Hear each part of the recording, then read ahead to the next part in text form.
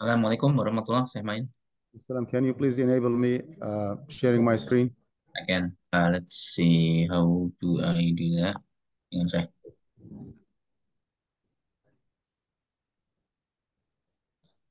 Okay, Shamain, you are now the co-host, so you should be able to share your screen, inshallah.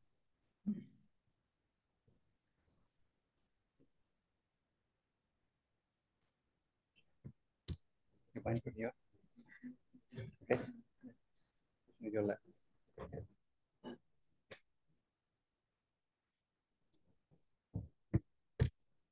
Yeah.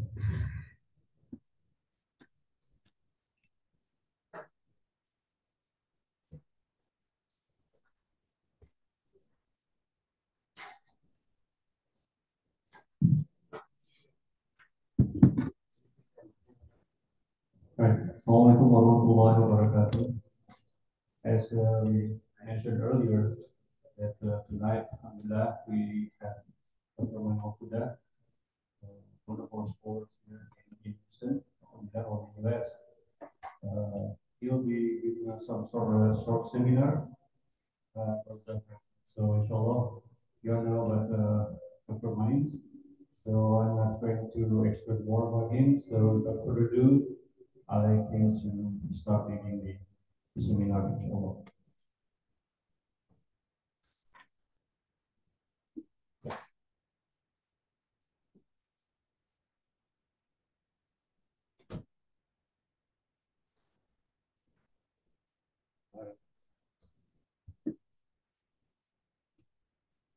بسم الله الرحمن الرحيم الحمد لله رب العالمين اللهم صل وسلم وبارك على محمد وعلى آله وصحبه أجمعين أمسينا وأمسى الملك لله والحمد لله لا شريك له لا إله إلا هو إليه النشور أمسينا على فطرة الإسلام وكلمة الإخلاص وعلى دين نبينا محمد صلى الله عليه وسلم وعلى ملة أبينا إبراهيم حنيفا وما كان من المشركين اللهم إنا أمسينا منك في نعمة وعافية وستر فأتم علينا نعمتك وعافيتك وسترك في الدنيا والآخرة اللهم ما أمسى بنا من نعمة أو بأحد من خلقك فمنك وحدك لا شريك لك فلك الحمد ولك الشكر يا ربنا لك الحمد كما ينبغي لجلال وجهك وعظيم سلطانك رضينا بالله ربا وبالإسلام دينا وبمحمد صلى الله عليه وسلم نبيا ورسولا أحبتي السلام عليكم ورحمة الله وبركاته طبتم وطاب ممشاكم وتبوأتم من الجنة منزلا بإذن الله. ثم أما بعد, as they say here, long time no see. I've been here in this masjid, I think 3 years ago or even before COVID-19, right? So I'm overdue to be here. I'm really glad to be with my community here in Houston. As it was announced maybe several times, our topic for tonight is all about Zakat for American Muslims. I know that you will not be learning something new tonight. It's just like a quick reminder for all of us. I know that everybody is excited. Everybody is waiting for Ramadan. Everybody is setting his or her calendar, for the month of Ramadan to be the month of Zakah. So with this in mind, I will choose the most important topics here in this presentation, and I will start with substituting Zakah by taxes. Rest assured that the Zakah money that you pay is not a substitute for the tax, and the tax that you pay to the government is not a substitute for the zakah. You pay zakatul mal as a practicing Muslim, whether you live in the USA or live abroad. And you pay tax to the government here because you live in this society and you are authorized to work.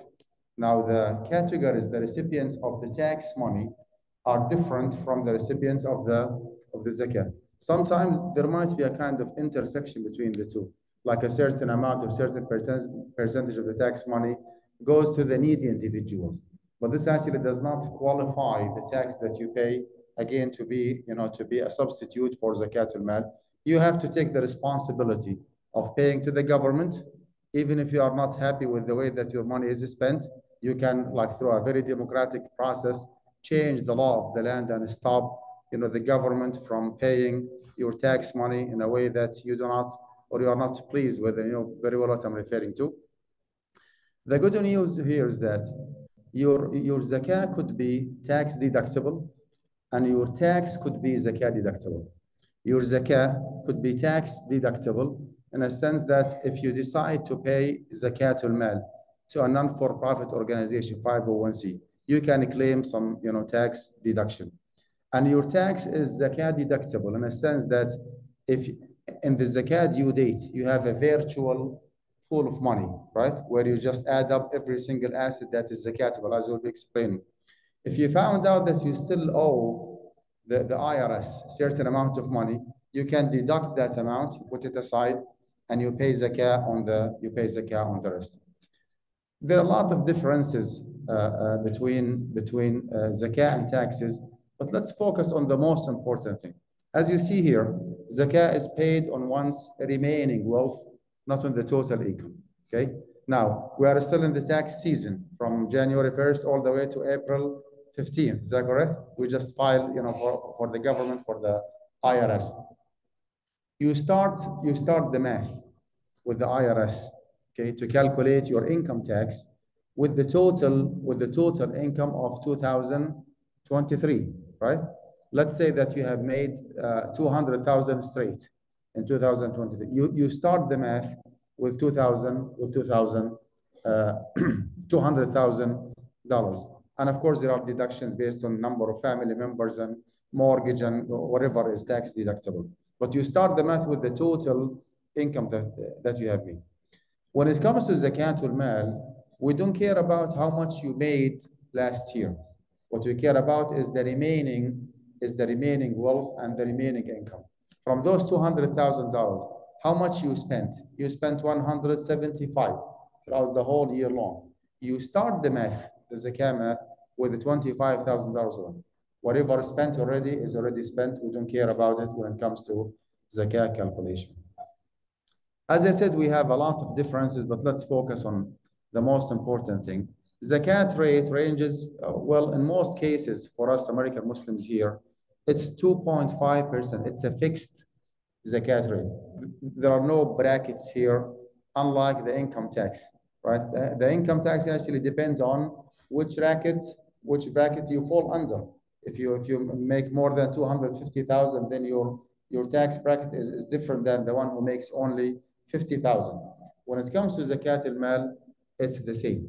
You have $10,000, you have $10 million, your zakat rate is 2.5%, period, no more and no less. Next topic actually is the zakatable wealth. In other words, what's to be included and what is to be excluded from zakatul mal. The first one is the personal zakatable wealth. In other words, the money that you have.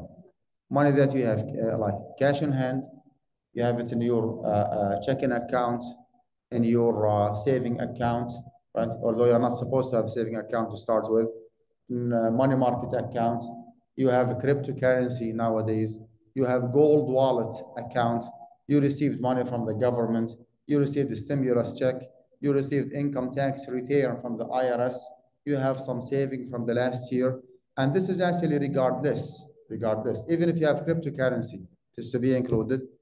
This is actually regardless of why you are keeping that money.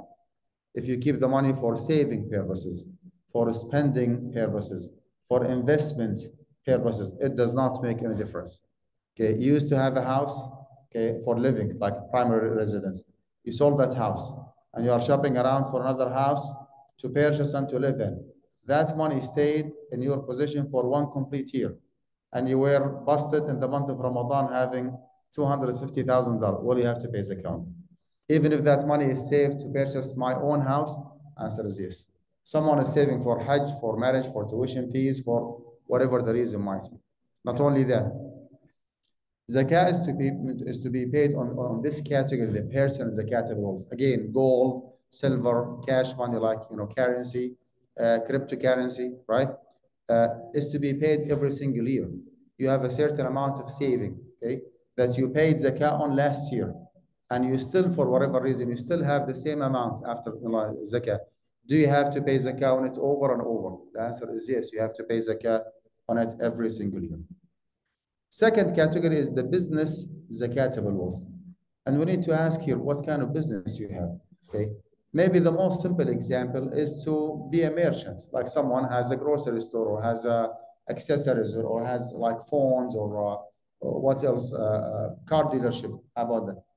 Everything that is called commodity, called merchandise, called goods, something that you offer, something that is for sale, even if it is a display item, even if it is like over the shelves, even if it is an inventory item, it does not make any difference. Anything that is for sale is zakatable. Anything that is not for sale is not zakatable. Exploited assets, like if you do have a certain business where the asset itself is not for sale, but you make money out of using it. Taxi cab, for example, Uber nowadays, right? You have a very fancy like taxi cab, 70, 80 thousand dollars, brand new 2024. It's not for sale, right? You don't have to pay zakah on the market value of the vehicle itself. You pay zakah on the money that you make. You have a rental property. You have a rental property other than the house that you live in. That rental property actually is zakatable based on the lease revenue you make and not based on the market value. Why? Because the house, the rental property, is not urudu tijara. It's not for sale. It's not for sale. What if you change your mind 2 or 3 years, like down the road? You said, you know what? I'm not going to put it for rent anymore. It will be for sale. From that point on, you have to consider paying zakatul mal based on the market value of the house. So you put it in the market for 1 complete year. It was not sold for whatever reason. Okay. How much is the market value? Is the fair market value in the zakat you did in the month of Ramadan? $265,000. Well, you have to pay zakat on $265,000. Again, that house stayed in the market for another year and it was not sold, right? Do you have to pay zakah on it over and over? The answer is yes, because that's urudu tijara. That's urudu tijara. So trading goods, merchandise, exploited assets, other categories of business will be coming soon. Agriculture products, let me just skip it. Livestock, treasure troves. Okay. Now, what is to be excluded from zakah? Okay, anything that is called like property for personal use, any personal belonging, any kind of assets, any kind of commodities that you own for your personal use. There is no profit motive behind it. The house that you live in, even if you have more than one house, you have one house in the US here in Houston, maybe another house overseas. If the other house overseas is just locked throughout the whole year long, it's not for rent, it's not for sale. Okay, it's not. I mean, you are not making money out of it, right? If that is the case, then you don't have to pay the account. Okay. Of course, you as a practicing Muslim, you are not expected to lead an extravagant lifestyle, right? وَكُلُوا وَاشْرَبُوا وَلَا تُسْرِفُوا إِنَّهُ لَا يُحِبُّ الْمُسْرِفِينَ.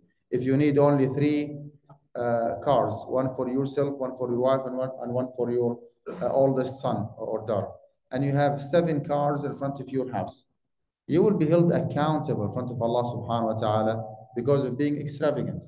But those extra cars that you do not need are not zakatable. They are not. You need like a 3-bedroom or 4-bedroom house, and you have 17 bedrooms house. Well, that's way more than what you need. Okay, that lifestyle actually is not allowed. I mean, you are like going extremely like beyond the limits. I mean, this is an extravagant lifestyle. You will be held accountable, responsible for that extravagance, but the extra properties that you have are not zakatable. So the house that you live in, the transportation, the cars that you have, the food that you store in your pantry, the clothes that you have, the furniture, the utensils, everything that is not commercial in nature, you are not owning it to make money, then it is zakah exempt. Moving on, all the tools, the devices, the instruments, the equipments, the machineries that you use to run your business. You have a car dealership. Sometimes you have a mechanic shop affiliated with your business, and you have the lot maybe owned by you. You have the office, some other equipment, some other tools that you use to run your business. Whatever you have to run your business, but that item device, tools, software, hardware, surveillance camera, security system, whatever you have to run your business is not zakatable because simply it's not urud tijara. It's not a commodity that you offer, for for sale. I'll skip the agricultural land. Property and public trust, anything that is not privately owned by individuals is zakah exempt, right? Any Islamic organization, masjid, school, university, you might have sometimes hundreds of thousands of dollars, like deposited in your checking account, right? That money is zakah exempt because it does not have like a certain owner. I mean, this is like a public property owned by the Muslim community, represented by the administration of the masjid or the administration of the school.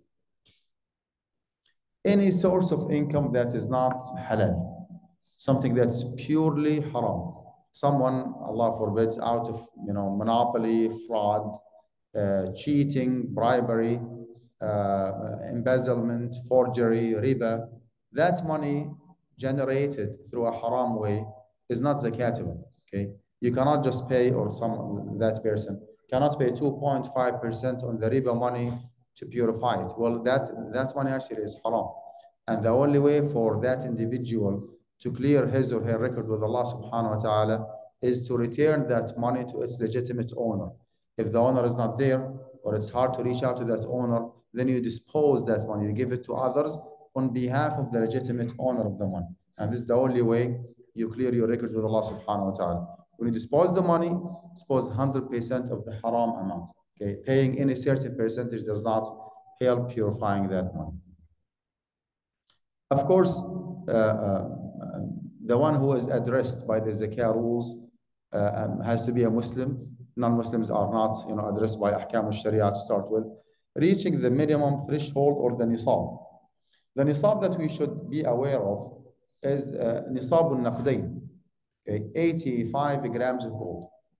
85 grams of gold. In the zakat due date, you need to do some homework. You need to find out. Okay, how much is the gold of like gram of gold? 24 karat, like the pure gold, 24 karat. Okay, I would assume maybe it's around $60. Okay, 60 times 85, that's 5,100, right? Let's be in the safe side, $5,000. If you do have that nisab, the threshold nisab, right, or more, then you have to pay zakah. And when I say nisab, the net amount and not the gross amount. Sometimes you end up having $250,000 gross money, right?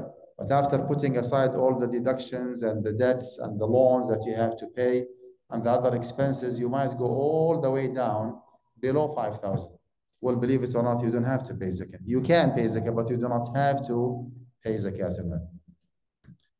Another thing when it comes to nisab, some people mistakenly think that if the nisab is 5,000 and you have $75,000, for example, you pay zakah on the 70,000 and you exclude the 5,000. Well, this is incorrect. You have to pay zakah on the nisab and whatever is added up on top of the nisab. In this case, you have to pay zakah on 75,000. But if you have less than 5,000, then you don't have to pay zakat al-mal. So what is the benefit of the nisab to start with? Well, the nisab actually answers the question, do you have to pay zakah or not? Okay. 5,000 or more for this year, you have to pay zakah. Less than 5,000, you don't have to pay zakah. The passage of one lunar year, okay, means that you as a zakah payer, you are not addressed with paying zakatul mal once a year. A lot of people actually have confusion here. Let's say that someone does have like a professional service. He or she has his own practice, consultancy, engineering, architect, lawyer, consultant, whatever. That individual might receive money sometimes on daily basis. Yesterday, you received 15,000. Today, Friday, 5,000. This upcoming Monday, another 7,000. They think that hawalan al-hawl, the passage of one lunar year, means that you have to keep track of every single payment that you receive. And you wait for one complete year and you pay zakah on it. Well, this is absolutely wrong. This is wrong. Hawalan al-hawl on the nisab itself. Okay, you accumulated a nisab, right? You constituted a nisab, let's say in Safar 15th or in Sha'ban 27th, right? This is the beginning, technically speaking, like if you're gonna go with the book, this is the beginning of your hawl, fiscal lunar year. After one complete year, if you still have a nisab or more, then you have to pay zakat on the nisab and or as well as on whatever is added up to the nisab. Is added up to the nisab. If that money is coming from the same source of income, you work as a lawyer, you have your own law firm. 99% of the money that you have in your checking account comes from the legal fees that you charge your customers, your clients, right? If 5,000 are there, then the hawl starts, okay? All the way. If you set your calendar for the beginning of the month of Ramadan, you need to find out how much you have in that account, like you take a snapshot, as they say. How much you have there, that is the amount that you have to start your math with. Okay, where is the confusion coming from? Some people, like those attorneys, might receive like a big check, what check, $30,000, $40,000, 1 or 2 days before the beginning of Ramadan. Okay, and they ask a question, well, I have this check only 2 days deposited in my checking account. Do I have to pay zakat on it or not? The answer is yes, you have to pay zakat. Okay, this kind of money is called the mal al-mustafad, like the extra money, right, or the surplus on top of the nisab. And we said several times, once the nisab is established from that particular source of income, then every single year, whatever you have as a nisab, whatever is added up on top of the nisab is zakatable. So that what check $30,000 2 days before Ramadan is still zakatable. You have to pay zakat on it. It's not the case if you do have a very irregular source of income. For example, maybe every 10, 15 years, you might inherit money from one of your relatives overseas. Someone passed away, rahmatullah alayh, and okay, you received $500,000. Your hawl for your business, for your profession, is the beginning of Ramadan, right? And you received that $500,000 from your relative who passed away in the month of Muharram. Do you have to add up that money, that inheritance money, okay, to your checking account and you establish the same hawl? The answer is no. You have to establish a new hawl for that very irregular source of income. So you just mark your calendar for the month of Muharram. 15th of Muharram, you received $500,000 from overseas, inheritance, mirath. 15th of Muharram of next year, you pay zakat on that money if you still have that money. If you spend the money, then if there is no money, there is no zakat. So you end up having two different hawl. Hawl for the irregular income, another hawl for the regular income. Every single year in the month of Ramadan, you found out how much you have from your regular income, okay? You deduct everything that you have, that's due, that you have to pay, and the rest actually is a zakatable one based on 2.5%. The status of the individual, like whether he's a minor or adult, mentally healthy or challenged, orphan or does have his parents, it has nothing to do with the zakatability of the money, because zakat actually is a financial ibadah and it's not a physical one. Why those kids do not have to pray 5 times daily, those minors? Why do not they have to fast in the month of Ramadan? Why do not they have to go for Hajj? Because Salah and Siyam and Hajj are physical ibadat. So whenever they reach the age of puberty, they are addressed by those ibadat. But when it comes to money and zakah, no. It is a financial and not a physical ibadah. And that's why the wealth manager or the legal guardian or the financial advisor of that minor, right, is the one who has to take care of the calculating and paying zakah on his behalf. Criteria for the zakatable wealth itself, you make sure that you own the property or the asset and you have an access to it. And this is actually where the confusion comes from when it comes to zakah on retirement accounts. Okay, you have $500,000 straight in your 401k in the beginning of the month of Ramadan, whether it is your contribution or the match of your employer. Okay, and you start scratching your head. Do I have to pay zakah on it? The answer is yes. I will be, as I will be inshallah explaining soon. Not on everything. You pay zakah on whatever is accessible, right? If you file for hardship for humanitarian case, Fidelity or Vanguard or Schwab might give you an access to, let's say 50% of of your 401k, right?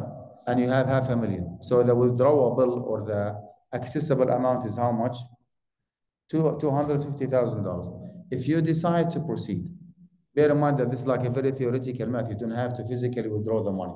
It's just a way to find out how much you have to pay Zakat. If you decide to proceed, how much tax and penalty and processing fees you have to pay from those 250? Let's say $50,000. Well, the zakatable amount is how much? $200,000. So 200,000, okay, times 2.5%, okay, XYZ amount, that is the zakah that you have to pay.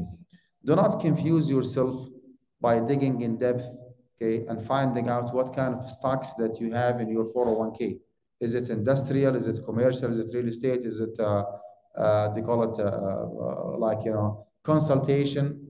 Do not take that route, because the more you dig in depth, the more you get confused. It's just like a bulk of investment called 401k. Whatever you have in it is for trading purposes, for making money. Okay, just count it as if it is cash money and pays account, 2.5%. Do not go with the total amount that you have, and do not excuse yourself from paying zakah on it. Find out the accessible or the withdrawable amount, okay, minus any prescribed penalty, tax, processing fees, whatever. The net amount actually is the zakatable one based on 2.5%. When it comes to IRA, individual retirement account, okay, it could be IRA Roth, it could be a regular, it could be a brokerage account, it could be a ATF, it could be a mutual fund, it could be AGMA for your minors, could be 529 for the education, whatever investment in the stock market that does not have anything to do with your employer. That's individual investment, individual retirement account. That account is accessible in full. I do have an IRA, and I can just clear it in just 2 days, right? I do have an AGMA account for my minor son. I can just clear it. I can liquidate the account in 2 days. So it is accessible in full. But if I decide to proceed and liquidate it, I will be taxed, right? I will be charged tax. So I need to do the math and find out how much is the net amount if I'm to proceed and withdraw it. The net amount is the zakatable one based on 2.5%, as I said. Do not get confused between the poverty line and the threshold. Threshold actually is the nisab, and the poverty line is just an economic, governmental standard to determine people's eligibility to receive any kind of support from the government, aid, support from the monetary or non-monetary, food stamp, Medicare, Medicaid, or whatever, Social Security, SSI, supplemental social income. Okay, this poverty line has absolutely nothing to do with the threshold. Some people mistakenly think that if someone is above the poverty line, that individual is a zakah payer. And if that individual is below the poverty line, then he is a zakah recipient. Well, there is no connection between the two. Believe it or not, someone might be below the poverty line and he or she is a zakah payer. Okay, and vice versa, someone might be way above the poverty line, but he has a lot of legitimate expenses, right? That he or she barely can afford, and sometimes he runs behind. Well, that individual actually is an eligible zakah recipient, believe it or not, even if he makes even if he is way above the poverty line. No connection between the two. You don't have to combine different assets to accumulate a nisab. If you have agricultural products, okay, zakat al-zuru' wal-thimar, and if you have some cattle like livestock, and you have some cash money, if none of them is reaching a nisab, you don't have to do the math to put them together and to find out how much you have, because each category has its own rules. Okay, if the livestock that you have, the cattle that you have, do not reach a nisab, you are zakah exempt. Move on. If the agricultural products that you have are less than khamsatu awsuq, then move on. There is no zakah. If the cash money that you have is not $5,000 net amount, then you don't have to pay zakah on it. And you don't have to be consistent in possessing the threshold. Okay. Again, you mark your calendar for the month of Ramadan to pay zakat al-mal. So that was maybe 17 like years ago. Every single year, okay, you pay zakat. What if throughout the whole year long, okay, you went below the nisab, you went below the 5,000, but in the month of Ramadan of next year, you were having 5,000 and way more than 5,000. Now, my question here, going below the nisab, that fluctuation, does it interrupt the nisab or not? It does not. We don't care about what happened throughout the whole year long. To care about is the zakat you did. Do you still have a nisab for this year? Regardless of what happened a few months ago. Do you still have a nisab today, in the beginning of Ramadan? If your answer is yes, then you have to pay zakat, regardless of what happened. As I said, salaries are professional fees. Forget about do not worry about the cash flow that you experience. You don't have to keep track of every single payment. Just receive that money, take the money, spend whatever you do not need. I'm sorry, deposit whatever you do not need, spend what you need, and just move on. وَكُلُوا وَاشْرَبُوا وَلَا تُسْرِفُوا إِنَّهُ لَا يُحِبُّ الْمُسْرِفِينَ. In the zakat due date, how much you have in that account, that is actually the zakatable part.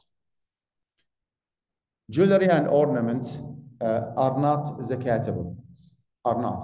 If your wife and your daughters do have jewelry that is within the average in that society, within the average, and you can ask sisters how much is the average, and that jewelry was not purchased for business purposes, okay? It's not for trading, buying and selling, like a personal use of your wife, of your daughter. Well, it is not zakatable. I'm not here to discourage anyone from paying zakat al-mal on jewelry. If you are like a strict Hanafi follower from the Indo-Pak community and you keep paying zakat every year, please keep up the good job, continue paying zakat. The more you pay, the more reward you will be getting from Allah subhanahu wa ta'ala. But if you ask me a question, do I have to pay zakat on the jewelry of my wife? My answer actually is no. And there is a huge difference between do I have to pay zakat as opposed to can I pay? Oh, of course you can. Right? But do you have to pay zakah? Again, you do not have to pay zakah on the jewelry that your wife has, as long as what she has is for her personal use, not for business purposes. And number two, within the average. That average actually differs from one society to another, by the way, right? So you need to do some more research to find out the average.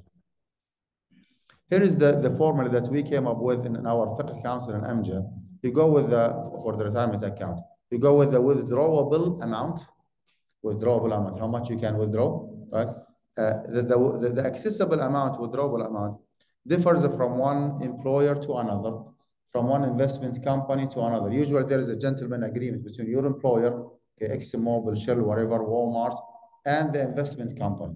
So they might allow you to access in case of hardship, humanitarian case, let's say 40% of what you have in your account. So that's the withdrawable amount. If you decide to proceed, how much you will be charged, okay? Prescribed penalty, tax, you name it. Net amount actually is the zakatable one based on 2.5%. If you insist on deducting 10 to 15% fixed assets like al-usul al-thabita, you can. My recommendation, please do not. Just the net amount times 2.5% and you pay zakat every year. What if you do not have money? Okay, what if you did your math and you found out that your zakat, your 401k is $7,000, and in the month of Ramadan you do not have 7,000? Okay, what are the options that you have? The best option is to liquidate some of the assets that you have. This is the best option. Why? Because if you just keep procrastinating and delaying, what will happen next year? The amount is going to jump from 7 to 14 to 15. And next year is going to jump to 20, 21, right? So, the later, the more complicated the issue will be. My recommendation, just go ahead and liquidate some of the assets that you have in your 401k or any other investment that you have, and just keep up your records clear with Allah subhanahu wa ta'ala by paying zakat al-mal every single year. If you decide otherwise, it's up to you. I mean, this is one of the legitimate excuses for you not to pay zakat al-mal, because simply you do not have enough cash to pay zakat al-mal. So you go with the withdrawable amount minus any prescribed penalty, tax, then you pay zakat based on 2.5%.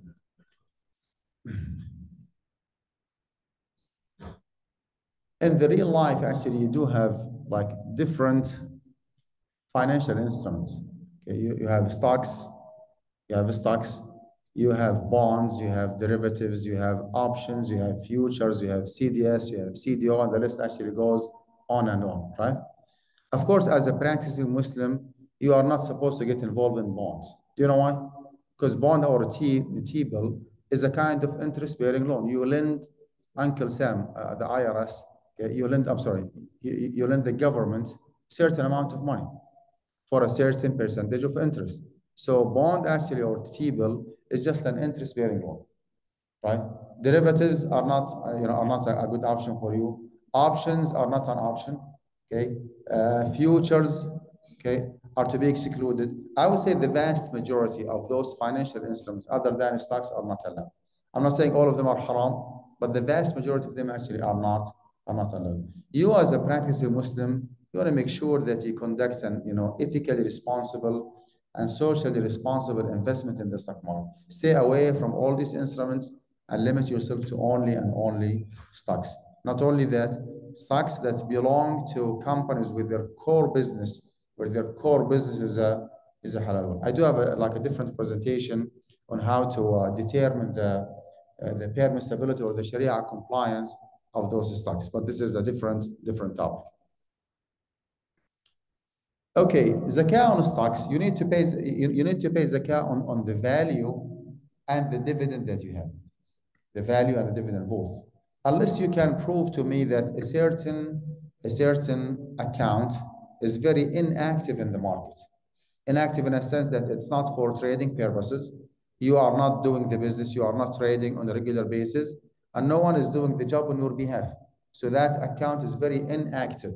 Okay, you just purchase a certain amount of stocks, you dump them in an account, and you are happy with the dividend that you make. If that is proven, which is most probably not the case, if that is proven, then you have to pay zakah on the dividend only. You don't have to pay zakah on the value of the stocks, because this scenario is equivalent to exploited assets. You remember when we said that if you have a rental property, you don't have to pay zakah on the market value of the house. Is that correct? You pay zakah on the lease. Yeah, thank you. On the lease revenue. Likewise, if you have stocks in the stock market that are not for trading purposes, okay, even if you buy and sell maybe twice or 3 times a year, I mean, no big deal, but they are not for trading purposes. If that is proven, then you pay zakah on the dividend only. In most cases, like more than 90% of the investment that you have in the stock market is zakatable in full. How about the growth, by the way? Some companies offer their employees, like Google, for example. Last week, I was giving a presentation for Google workers, and they told me that there is something called GSU, Google Stock Units, right? A part of their salary, believe it or not, certain percentage of the salary is given to them via stocks.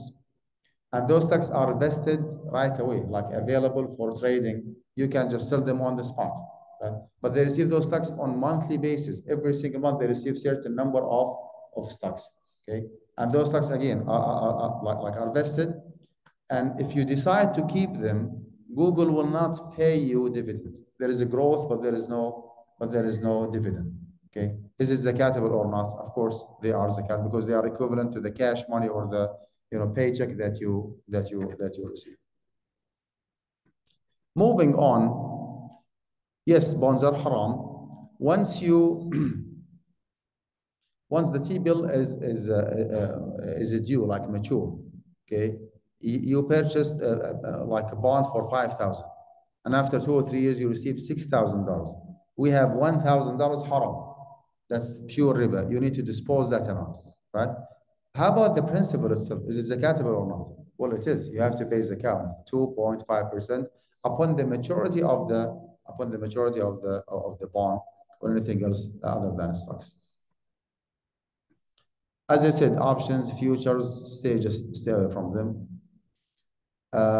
If you lend others money, so you are the lender, okay, you don't have to pay zakah on that money. And this is, by the way, like a very debatable issue, because the Prophet ﷺ did not mention anything about zakat al-dayn. Nothing whatsoever. That's why the Sahaba radiallahu anhum had different opinions. That's why the Tabi'een had different opinions. The founders of the four madhab had different opinions, right? The contemporary fiqh councils have different opinions.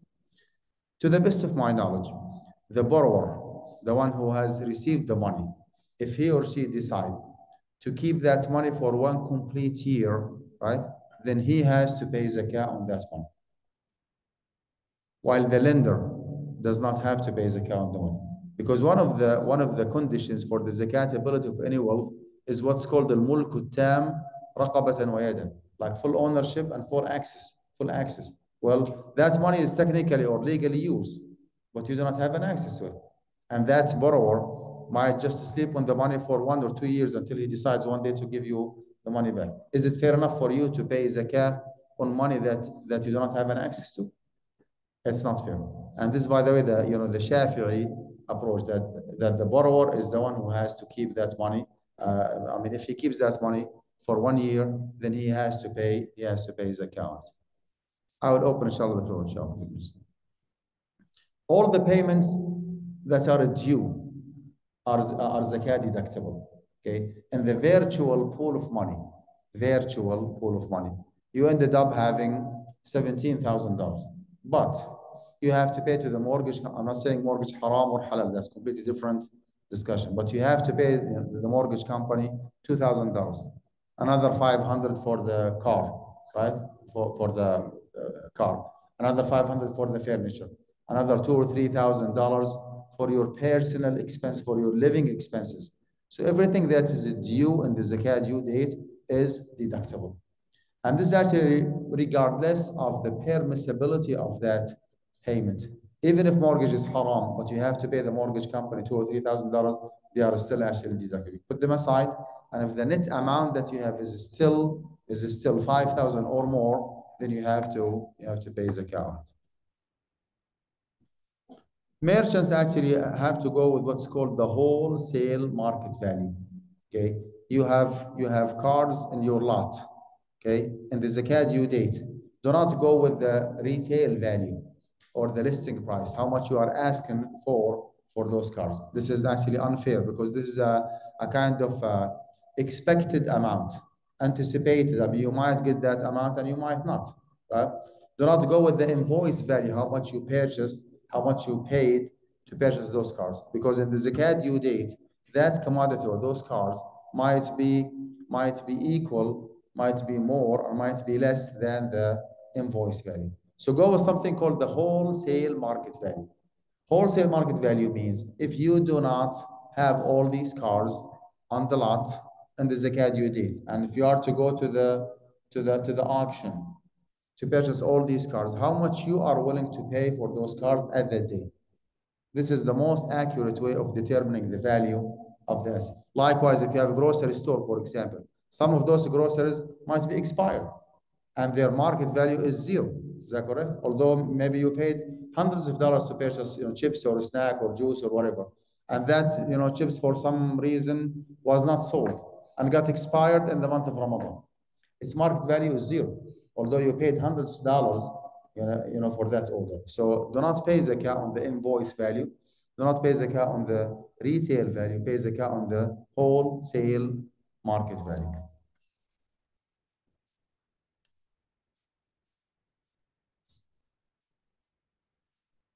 Anyone has camels or sheep or no? Are you sure?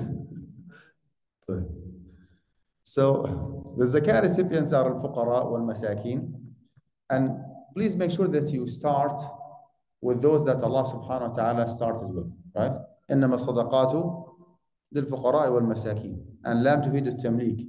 So if you have local needy individuals, whether they ask for zakah, whether they do not ask for zakah, but you are positive or almost positive, right, that they are eligible zakah recipients, you start with them. It makes no sense whatsoever that you deprive the brothers and sisters who pray with you in the same masjid, waiting for your zakah in the month of Ramadan. You just ignore them and you pay that zakah somewhere else.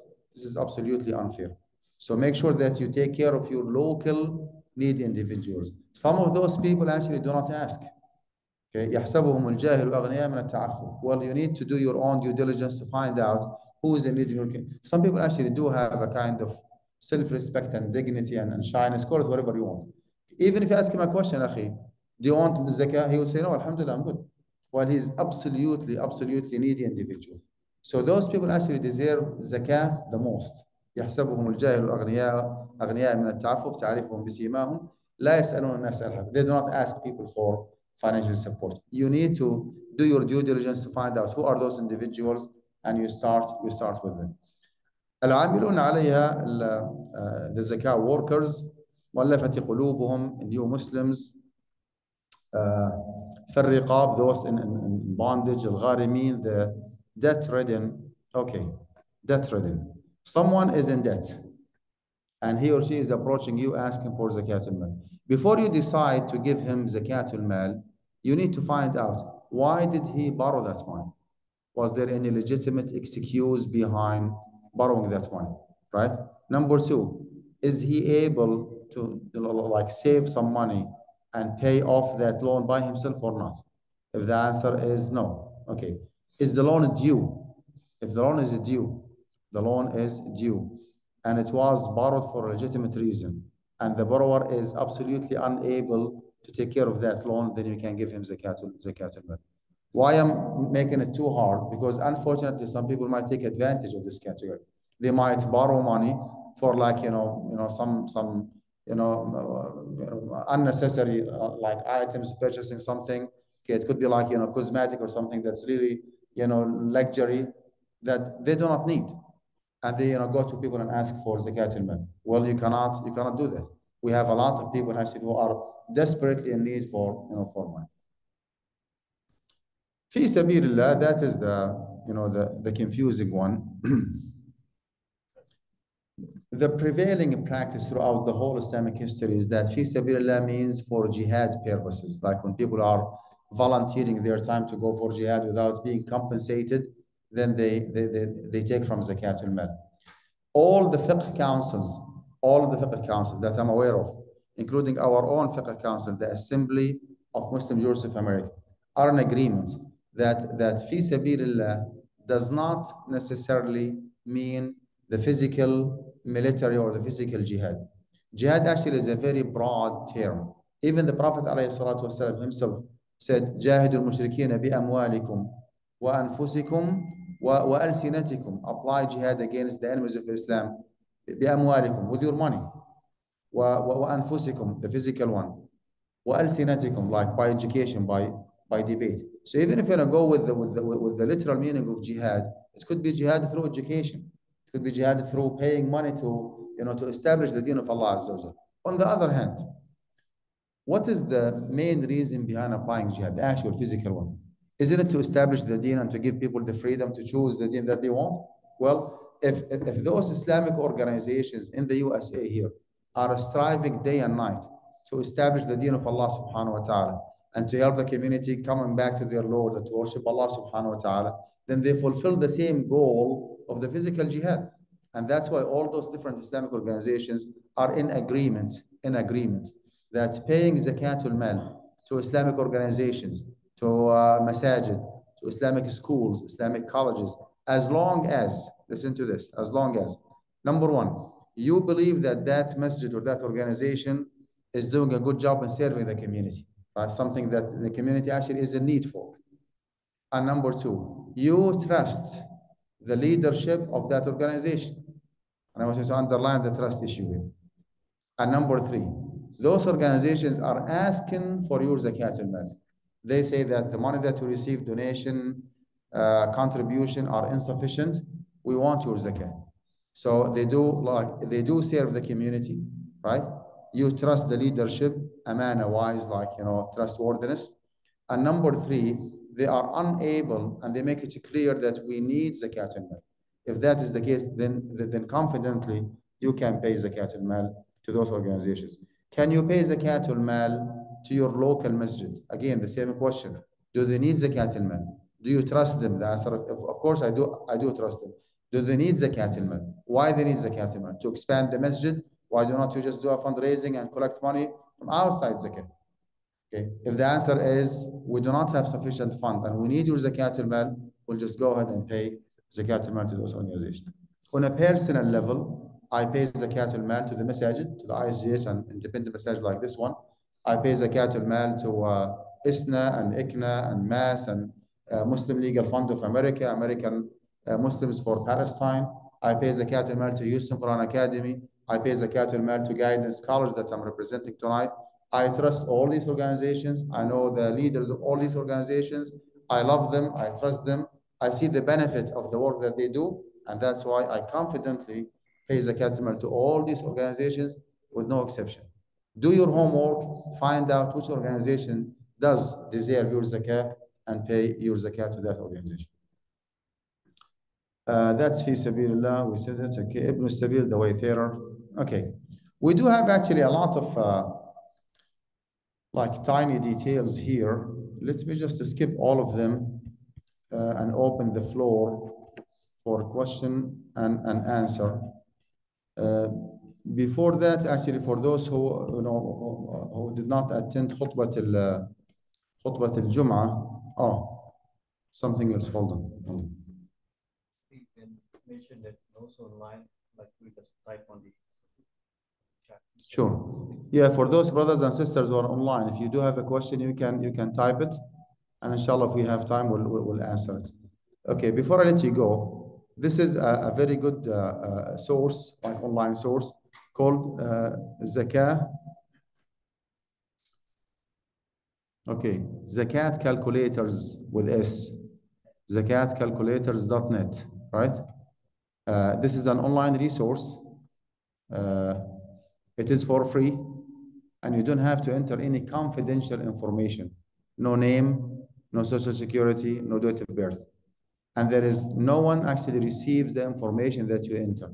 Go to the English version or to the Arabic one, click on the English one, enter the information, and the system automatically will generate an answer for you. Very very convenient, and it is actually accurate. This program has been developed by Zaki Financial. It is an Islamic investment company, and I'm the Sharia consultant of this company. You see here my name and my approval for this form. I did actually scrutinize it and checked it. Alhamdulillah, it is good enough and very, very beneficial one. So you can use it. Again, it's for free. It helps you calculating zakat al-mal. Something else I want to bring to your attention.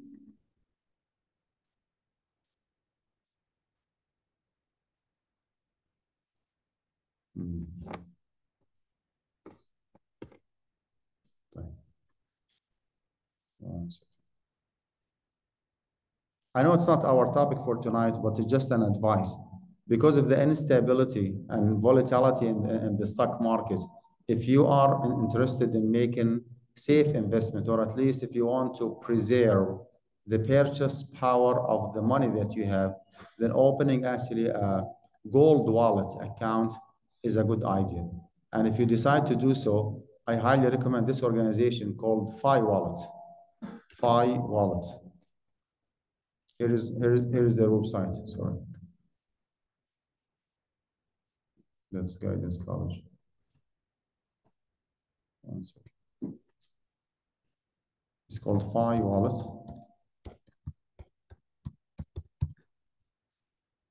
You need to download their app. I think until today they allow only depositing money with in euro. Within just the next few weeks, they will update the app and will allow you to deposit money in American dollars. Again, this is not, technically speaking, this is not an investment. Okay, just you deposit the money, they convert that money into actual real 24-karat gold. It's not a gold certificate. It's an actual real physically located gold deliverable to your house. If you decide one day to receive that gold, they will deliver it to your to your own house. So again, I mean, this is a good way nowadays for those who want to invest. Okay, invest by just preserving the purchase power of the cash money that you have. Do not go to the stock market. Stock market actually is bad nowadays. On a personal level, I lost 40%, 40, of my investment within the next 2 years. Post-COVID is still, still there, like impacting negatively the stock market. So it's not a good investment for you. Something else.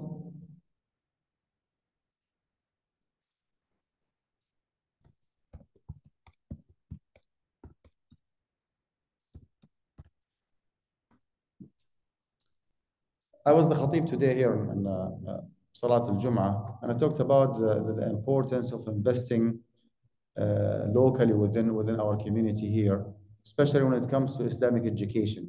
And I introduced Guidance College as an eligible Zakah recipient organization. Alhamdulillah, we've been operating and serving the Muslim community for the last 12 years. We are that close from, inshallah, being accredited regionally in the USA. We offer 3 programs: bachelor's degree in Islamic studies, master's in Islamic education. You are one of our students, right? How's your experience? If it is bad, just stay silent. So far, so good? Teachers very well. Alhamdulillah. Lessons are also very engaging and that might express these ideas. MashaAllah. Also engage a little bit with gospel words as well. MashaAllah. And we have masters in Islamic economics and finance. And maybe by now you recognize the importance of having sufficient number of professionals in Islamic finance and Islamic economics in the USA, like people to serve the community, to consult the community, and to educate the community when it comes to haram and halal. Guidance College actually is a degree granting institute. It is a 501c non-for-profit organization, right? And absolutely it is an eligible Zakah recipient. Okay, we do have a good number of our students who are unable to afford that nominal tuition fees. So under the category of al-fuqara and al-masakin, you can pay zakat al-mal. Under the category of fi sabilillah, as an organization that serves the Muslim community, you can pay zakat al-mal. Under the category of al-muallafati qulub, alhamdulillah, we have a good number of our students in new reverse to Islam, right? And those in new reverse to Islam deserve our support. The tuition fees that we charge are very, very nominal. And alhamdulillah, as I said today in the khutbah, we did not in the past, we do not in the present, and inshallah we will not in the future turn down the application of any student because he or she cannot afford paying the tuition fees. Alhamdulillah, when we started, myself and Dr. Hamid Ghazali 12 years ago, we were of the impression that the Muslim community is generous enough and supportive enough. And alhamdulillah, after 12 years, I attest that the Muslim community, alhamdulillah, is generous enough, is supportive enough, and appreciative enough when it comes to establishing Islamic universities in the USA. I don't want to put too much pressure on you, but today, honestly, the outcome result was like very, very humble. We did not even reach, I think, $500 or $600. I told the community today that sponsoring a student for the bachelor's degree, Islamic studies for 4 years, is $10,000 only $10,000. The actual cost, by the way, actual cost that we pay out of pocket is around $50,000, and we charge only $10,000. Not only that, if that individual, that student cannot afford the $10,000, we just give him or her financial aid or scholarship. So this is actually one of the best investments that you can do with Allah subhanahu wa ta'ala, and you can prepay zakat al-mal from now to keep this organization moving on and inshallah producing more and more scholars and ulama and people of knowledge. With this in mind, before I open the floor for questions, do you think we can maybe sponsor a student tonight, or maybe 2 students, $10,000? Anyone, inshallah, who's willing to make it happen, sponsoring a student, $10,000, making a payment, okay, 10 months, 12 months, 2 years, 3 years, whatever is convenient for him or her. Can I see hands? Maybe someone would take care of a student for 2 years, 5,000, and the other one, another 5,000. Anyone, inshallah, who's willing to make it happen? How about 4 brothers and sisters sponsoring a student, like $2,500 each? Can we, inshallah, make it happen? Brothers and sisters online, are you there? Or just went away when we start the fundraising? Stay around, please. So 2,500 to sponsor a student for 1 year. Can we, inshallah, make it happen? How about the standard, what I call the standard donation, which is the 1,000? Can we have maybe 10 brothers and sisters to sponsor a student, 1,000 each? Do you think that is doable, inshallah, from the zakah? You can prepay zakat al-mal from now. And Ramadan, alhamdulillah, is around the corner. Anyone, inshallah, who's willing to make it happen, $1,000. Even if the 1,000 is too much, like to pay at once, I completely understand. Maybe you can make an installment. Anyone who is ready, anyone who is willing to pay 1,000 only to sponsor or to help us sponsoring a student, anyone who is willing, inshallah, anyone that is sadaqatun jariyah, ilmun yuntafa'u bihi, waladun salihun yad'u lahu. How about 500? Can we see, mashallah, few hands with 500? Anyone who is ready, willing, jazakallahu khairan kathiran, akhi barakallahu lak, alaykum wa fi malik. Any match for my brother here, 500? Anyone? I don't want to put you on the spot, but believe me, this is one of the best projects that you could ever invest in. It's not sadaqah, wallahi. It is sadaqatun jariyah. It is one-time payment, everlasting reward. Okay, you invest in producing mashayikh and ulama and scholars, males and females, who will be going out, spreading the words of Allah subhanahu wa ta'ala, benefiting the community, raising a new generation, inshallah, based on the Islamic principles, and you will be like participating and joining them in their, in their reward. So please think about it more and make a very good investment with Allah subhanahu wa ta'ala. Any other hands with 500? Anyone who is willing to make it happen?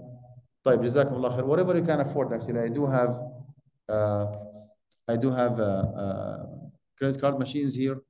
And I do have a donation box. It should be around. Yeah, here's the donation box. And you can go online to donate here and make your donation. You can take a pledge form. The least you can do is take a pledge form, just pass it on, to those who are willing to support this project, which is jazakumullah khairan. The floor is yours. Bismillah. Comments, questions? If you do have any questions online. Question online there. Okay, are they written here? To the chat. Chat? Yeah. طيب. Inshallah. That's too small for me. Not clear on zakat due on mortgage. Did you say that in addition to making the monthly mortgage on the monthly zakah is due on the payment? To understand. Okay. When it comes to mortgage, as I said, each one of us here actually does have what's called a virtual pool of money.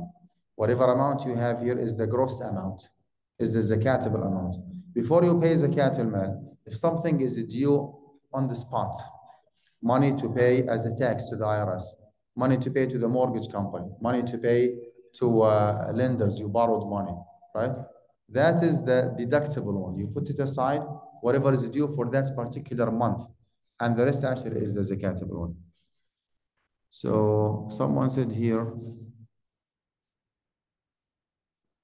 2,500 inshallah. طيب أخي جزاك الله خيرا كثيرا. بارك الله لك في أهلك وفي مالك. Do you want us to mention your name here to encourage others? If you don't mind, please. 2,500. You want to do it online? Would you please reply? طيب. Could you share me the link for online payment? Yes, I can.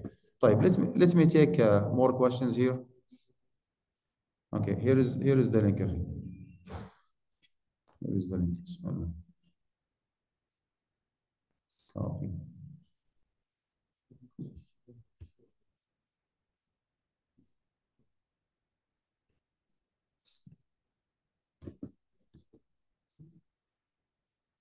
Here is the link for donation. Yes, the floor is yours. Yes, sir. Assalamualaikum. Pak John dulu. Sorry. Pak John mau. Ya, nanya dulu tadi. Yeah, I wanted to ask, is there any text that can give a lineage of exploited assets, back to the Hadith or to the Quran, where it explains where from, say, like a farmer has exploitable land or a businessman has exploitable factory or machines and equipment, and where an investment comes into the picture, where, let's say, a business owner, two people get together. Now you have two investors. So assuming they have to pay zakat on the total value of the exploitable assets, whereas an individual business owner would not have to pay on the exploitable assets. Where does that distinction is there a text that can trace that back? Well, So yeah, my point is yeah. that, What is the evidence? What is the evidence that the exploited assets are not zakatable in full, and you have to pay zakat on the revenue? One or two more people. Sure, yeah. We do not have a straightforward evidence for that, but we follow general principles of zakat, right? This is what I'm trying to figure Right, out. Because right. I've heard different. Yeah, it is actually well established and agreed upon that the money that you have is zakatable, period, right? Now that money, yeah, I'm coming. Yeah, give me just 1 minute, please. So it is well established that the cash money you have is zakatable. That cash money, where did you get it from? From the rental property. Now, the other principle that we follow is that rental property, is it urud tijara? Is it a commodity for sale? Answer is no. You don't have to pay zakat because it's not for sale. But this is a kind of business where you generate money from the rental property. You generate money from the laboratory. You generate money from the taxi cab, right? All these different categories are not zakatable because they are not for sale, right? It is well established that urud al-tijara, commodities, merchandise, assets, anything that's for sale is zakatable. Well, this rental property is not for sale, so it is zakat exempt. However, can I finish, please? The rental property is not zakatable, but you generate money out of it. Well, that money falls under the other category, which is every single dollar that you have cash is zakatable. And that's why the conclusion is that you don't have to pay zakat on the fair market value of the rental property, but you pay zakat on the revenue. You're not going to be, they're not for sale, they're to generate money. What kind of investment?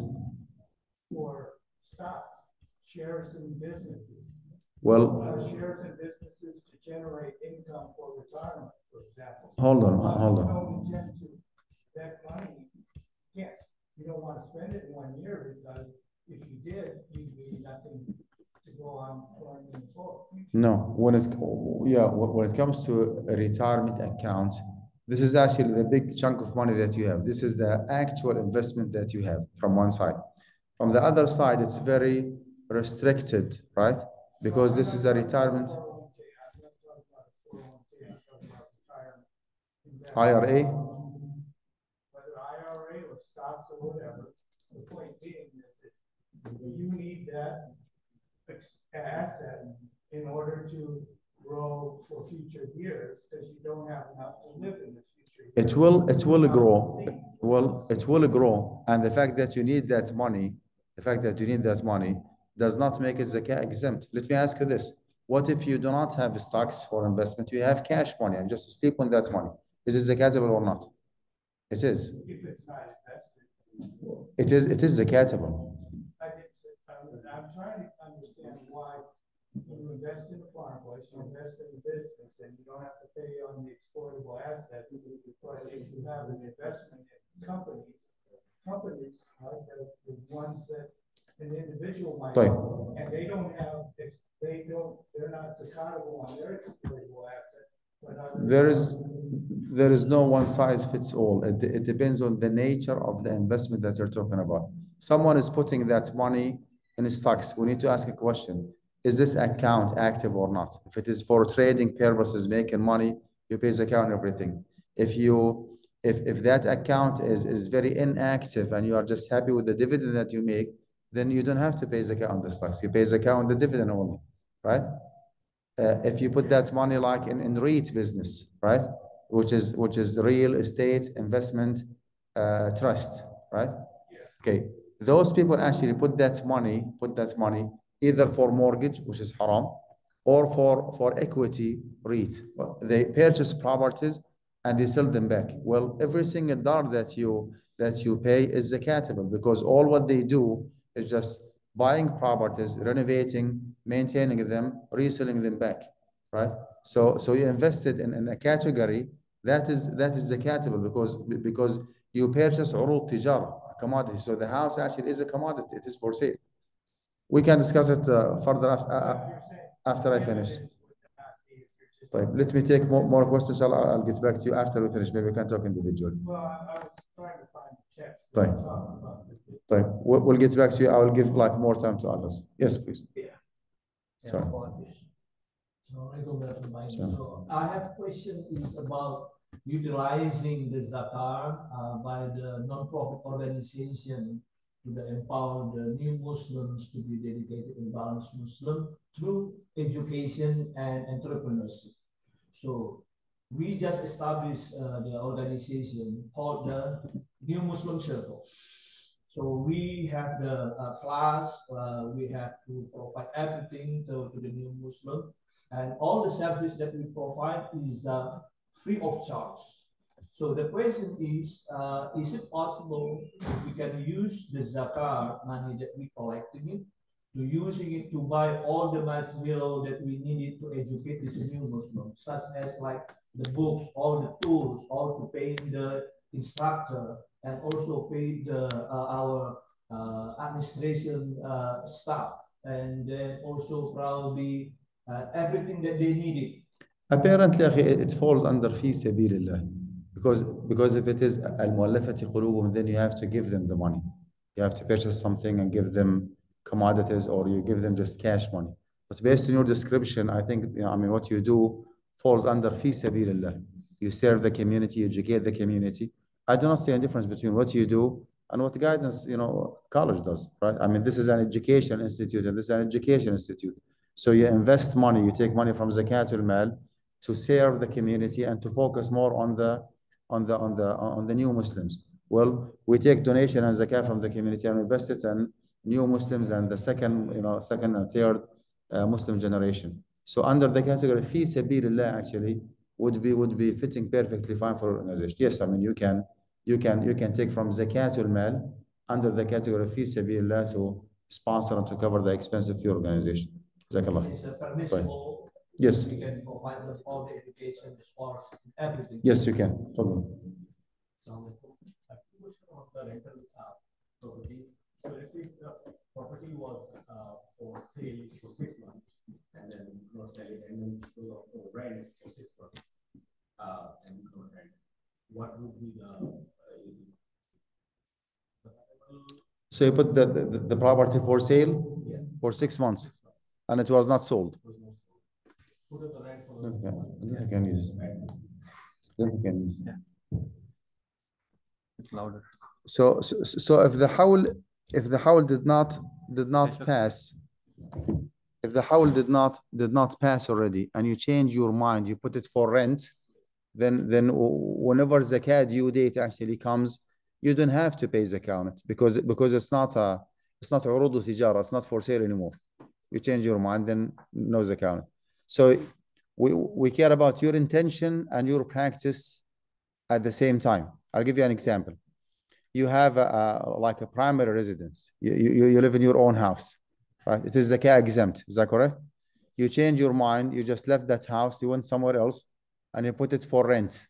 You pay zakat on the rent, and then after 2 or 3 years, you change your mind. You put it for sale, and then you start paying zakat on the market value of the house. So the same house, in the first scenario, was completely zakat exempt. In the second scenario, the least revenue is the zakatable one. In the third scenario, the market value is the zakatable one. Based on what? Based on your intention and your practice. Your intention and your practice.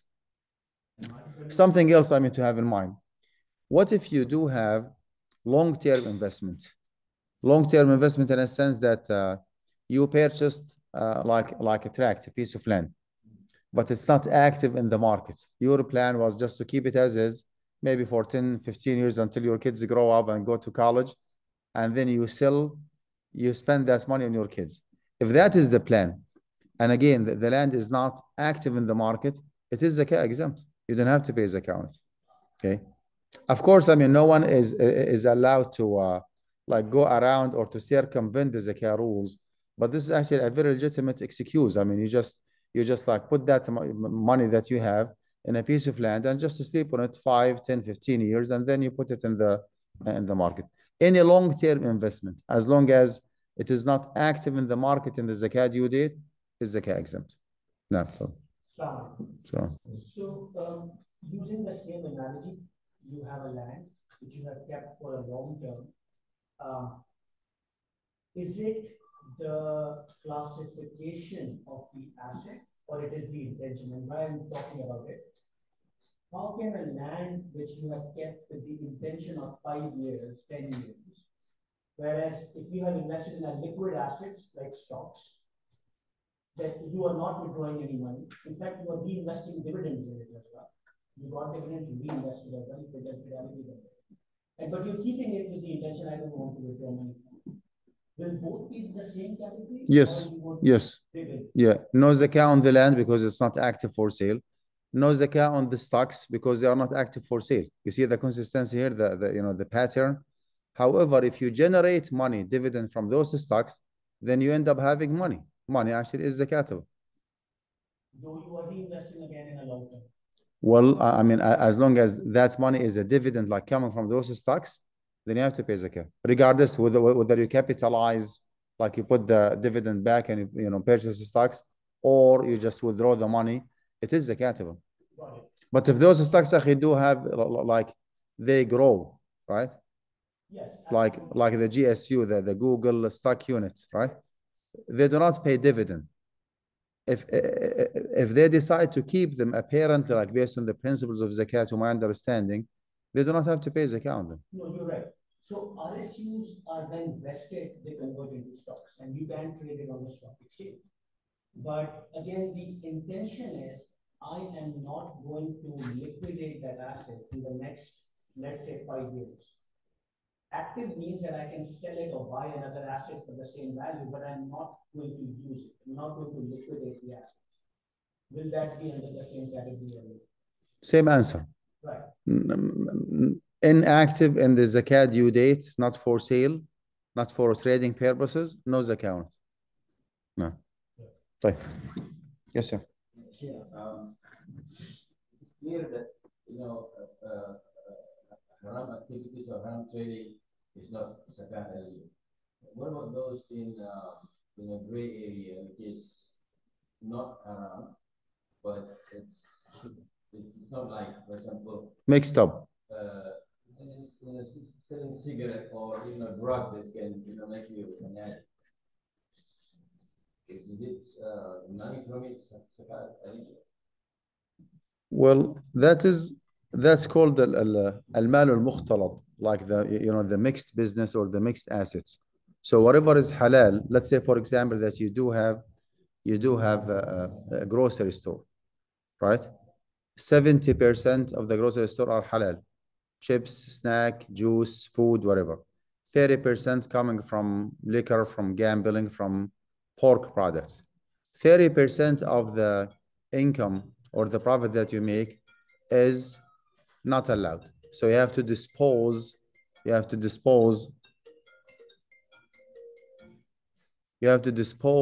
profit that's coming from the haram portion.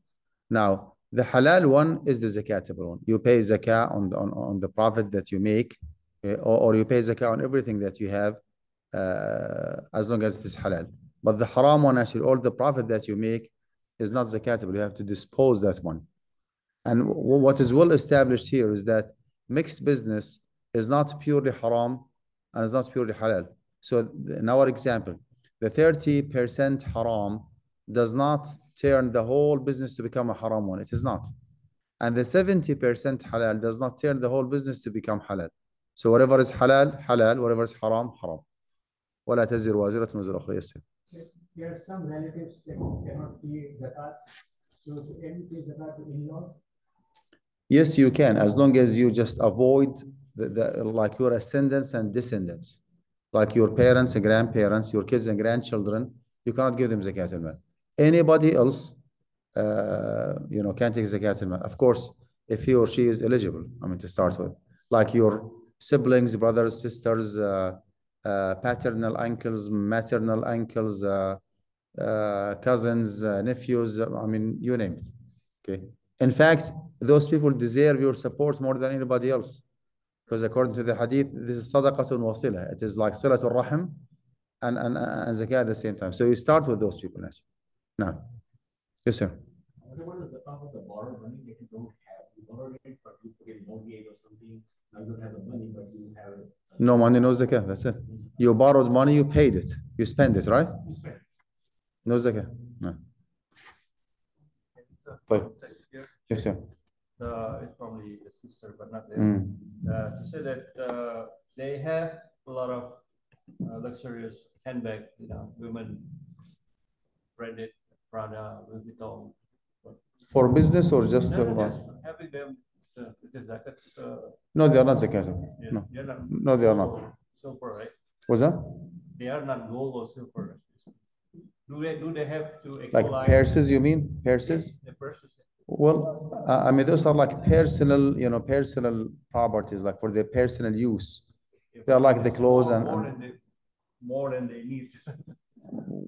Well, For the whole shelf, yeah. the whole closet is full of that. It's the same concept, akhi. They are not supposed to lead an extravagant lifestyle. And that extravagance actually differs from one individual to another. Yeah, and you cannot compare someone makes $50,000 a year with someone makes $50 million a year. I mean, this one has a lifestyle that is different than the other one. As Allah subhanahu wa ta'ala said, لِيُنْفِقْ ذُو سَعَةٍ مِّن سَعَتِهِ. So everyone should spend based on his or her financial capacity. If they know for a fact that what they have is a kind of extravagant, then what they are doing actually is wrong. They are not supposed to have like those really, really fancy, luxurious, items or purses. But are they zakatable or not? No, they are not. No, they are not. Yes, sir. On the rental property, is the zakat on the total annual income or just what you had at the time? The remaining, yeah. If you receive money on monthly basis and you spend that money between tax and insurance and maintenance, and you spend part of the money on yourself, and in the zakat due date you ended up having $0 from that property, well, no money, no zakat. That's it. You spend it already. And that's why we said several times, zakat is due on the remaining income, not on the total. No. طيب جزاكم الله خير. سبحانك اللهم وبحمدك نشهد ان لا اله الا انت نستغفرك ونتوب اليك. السلام عليكم ورحمه الله وبركاته.